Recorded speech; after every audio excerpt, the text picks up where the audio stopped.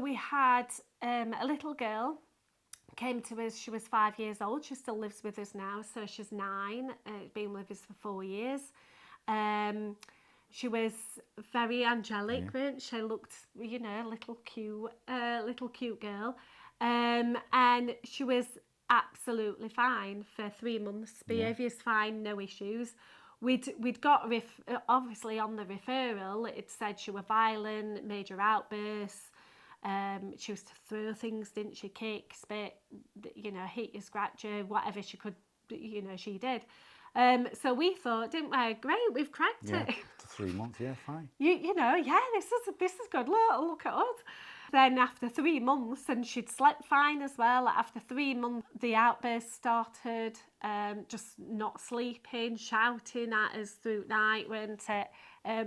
It was a gradual thing, I think, weren't it? With her, gradually worse and worse and worse over weeks. yeah, it did. Yeah. So she went to bed fine, and then it started like 10 o'clock at night, shouting his name. You'd go in and she'd pretend she was asleep.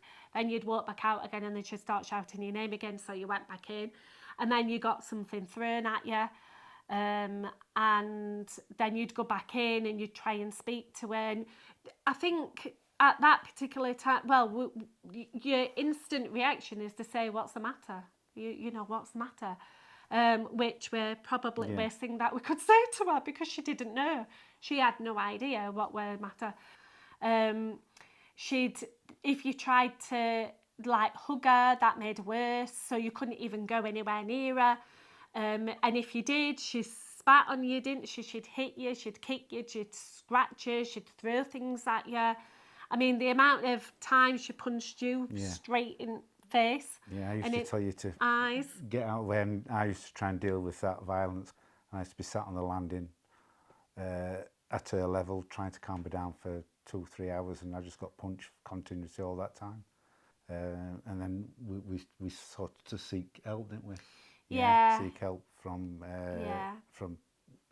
agencies and social workers. And we kind of thought, didn't we? It's okay, we'll deal with it. We'll sort this out. But obviously a supervisor and social worker, she just said, no, you've got to get help. What we didn't realise at the time is that we needed to understand, so it was why, the question why, we needed to understand what was going off inside her head to be able to help her. So we was trying to help her before we even knew why she was doing this.